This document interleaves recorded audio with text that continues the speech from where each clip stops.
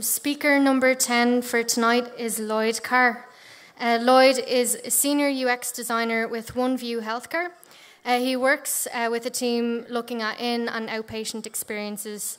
He's worked across a variety of disciplines, from animation to 3D and web design and app development.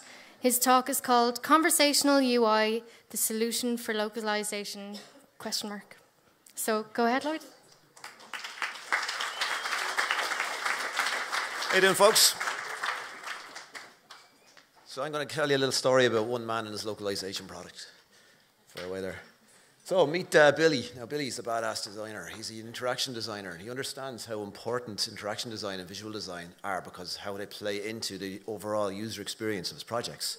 Now Billy's been given a big challenge. Billy has to design a service that will be localized in every language. So Billy's got a big headache because Billy's got to figure out how is his UI going to react to all those different languages? Because he's got to work within a very broad cultural context, because localization isn't just translating the text and you're finished. Anything you can visualize can have a different connotation in another language. Iconography, for example, can be perceived in a variety of ways in different languages. Symbolism is very, very powerful.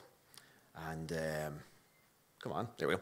Symbolism is very, very powerful, and it's broadly understood. And depending on what your clients and what your audience is, you can lose a lot of customers if you get it wrong. The simple thumbs up symbol in parts of the Middle East and South America is a big insult. If you fall into a trap like that, you can be in a lot of trouble. Colour too is another one that has cultural connotations. In the West, red represents passion and aggression, whereas in Asia, red's a celebration colour. It means good luck. But the biggest challenge to undertake is how text is represented in different languages. Now, this is one of the most popular websites in Japan, and you can see here how the difference between the Latin typography and Asian typography means the designer has to be really, really careful about their padding, their white space, their spacing, and will probably need to use a style sheet for every different language they're doing it in. So imagine the problems. Here again, you can see the difference between Asian and English in this website. The Asian language is much more compressed. Now, imagine that in a long language like German and what that would do with your navigation. And finally, we've got text direction to worry about. Languages like Arabic and Hebrew are right-aligned, which means you have to mirror your UI. That could mean you have to redo your imagery and your branding might fit. So what could help us out with this? Well, Joe covered chatbots there earlier on. There might be a use case for chatbots. Now, in January this year, a man called Chris Messina from Uber christened 2016 the year of conversational commerce. So that is, as Joe covered, was basically using a messaging system like WhatsApp as an environment for e-commerce. Now, here's the example of the use case and thing. It's basically you're using your existing messaging timeline. The user enters keywords and chatbots run off, get the information and come back to you and give you some interactive content. Now, the user base for these messaging systems is absolutely massive. Like WhatsApp have over 1 billion users, which is great, but that gets all the business people hot and sticky. But what about us designers? What about localization? Well, imagine this use case.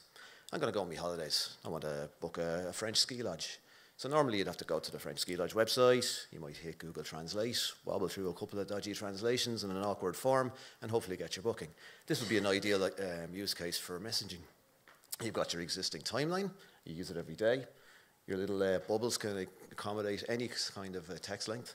And you've got a simpler affordance by the timeline interactions. It means there's less chance of you making some mistakes.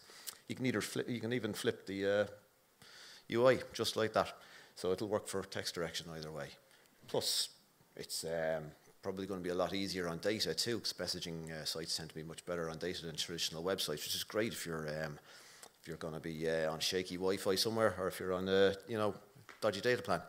And finally, your fonts and your compatibility are taken care of by your device's default fonts. So that's great. It's even got autocomplete.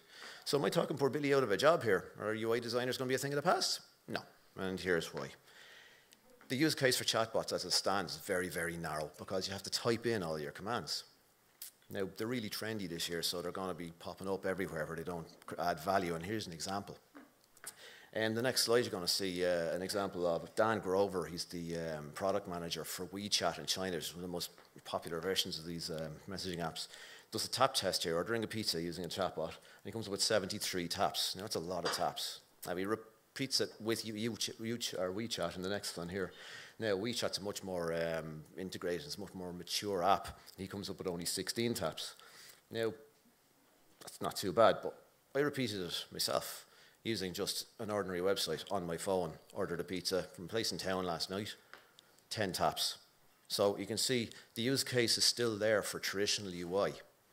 So I don't think chatbots are going to replace everything that came before. I reckon they're going to come in and join the overall mix as another channel. Now, the benefit to that is all these different channels, web, mobile, high street stores, they each adds value to the next in terms of the overall customer experience. So don't be frightened of chatbots. They're not going to replace us all. And Billy still has a headache. Thank you all very much.